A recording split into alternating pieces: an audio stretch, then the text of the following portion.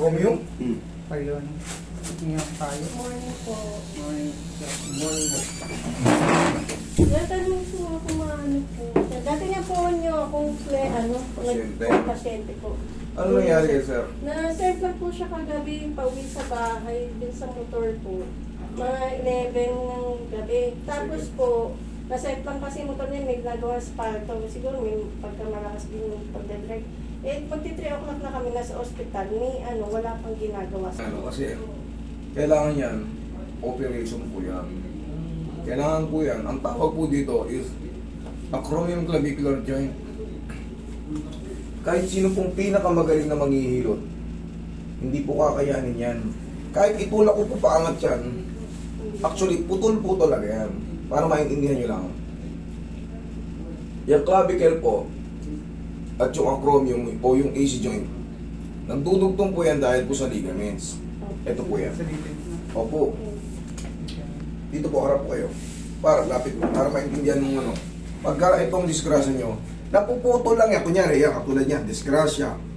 Nabagsakan ka ng mabigat. Pero yung mga pakikipagsuntukan, bihira yan, yung mga balibagan. Pero kung ikaw ay, siyempre, patukot mo kasi nasa motor yung impact. Ito po yan, yan. Ngayon, pag na-disgrasya kayo, ang nangyari kay sir, pati yung trapezoid niya, pati yung conoid niya, putol. Kasi ang taas ng angat. Malalaman ko kasi yan, kung stretching lang. Kasi, nakaline pa yan. Pero aangat na ng konti. Pero itong ganito, medyo talagang napuruan si sir. Umangat ng todo. Malamang nandito ka. Pero huwag kayo mag-alala. Yan ang maayos yan. Ngayon kasi, under ano pa yan si sir? Kahapon na nasimplang. Sobrang sakit pa yan. O kagabi lang. Ngayon kasi yung sobrang sakit na moment yan. Ngayon niya iindahin yung mga tinamo niya. Ngayon dito pa siya nakapokus. Sa mga susunod pa na araw, pag may mga masasakit na yun dyan. Ang pinaka-the best na gagawin nyo dito, pumunta na po kayong ospital, o-operahin po yan. Pwede namang hindi pa opera, pero gagaling yan medyo minimum 6 months. Kaso, nakaganyan na po yan. O, ang magiging consequence nun, oo, gagaling, mawawala yung sobrang sakit. Parang magiging normal ka ulit. Ang consequences nun, hindi ka na pwedeng magbuhat ng mabigat dyan sa kaliwa.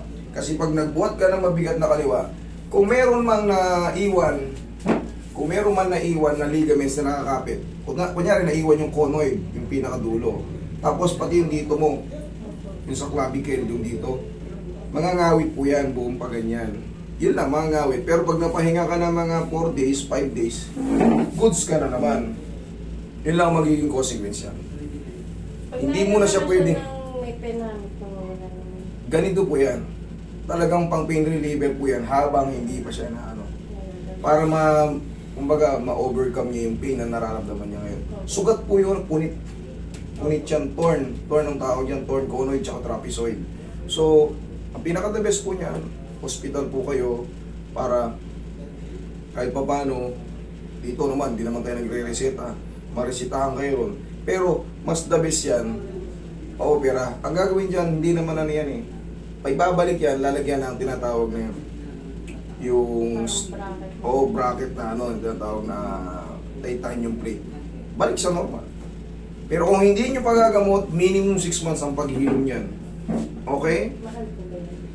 Hindi, pagka meron naman tayong mga malasakit, PCSO, kung gumasos man kayo, sabihin natin 120, parang ang babayaran nyo lang dun, parang mga 30, 40, ganyan. Bibili lang kayo ng ano nun. Minsan nga, 20 lang binabayan, 15. Pero, depende, ngayon, siyempre ngayon natin gamitin yung mga binuboto natin. Lapit tayo kay Mayor, lapit tayo kay Congressman, lapit tayo kay Malapit Kapitan. na nga ako nakaraan kasi sa mata naman yun, sa GM. Pero bibigyan kayo yan. Ngayon magbubutuhan. 3 months Ito. Kung nakalapit kayo kay Mayor, kay Kong naman, marami po siya kaya. Kahit anong gawin kong hilot dyan, masasaktan ko lang siya, diretsa na. Doon, ipagtitik siya ng gamot, tapos doon kayo mag-decide. Kung papa-opera naman. Kung papahanapin na lang kayo ng bracket, tapos pre na yung ano, kayo na lang yung bibili ng ano. Okay? Pansamantala, waiting lang si sir. Kumbaga, kailangan sa hospital po siya. Okay po. Sige ba, sir? Salamat po. Salamat. Salamat po sa pagtitiwala. Thank you po.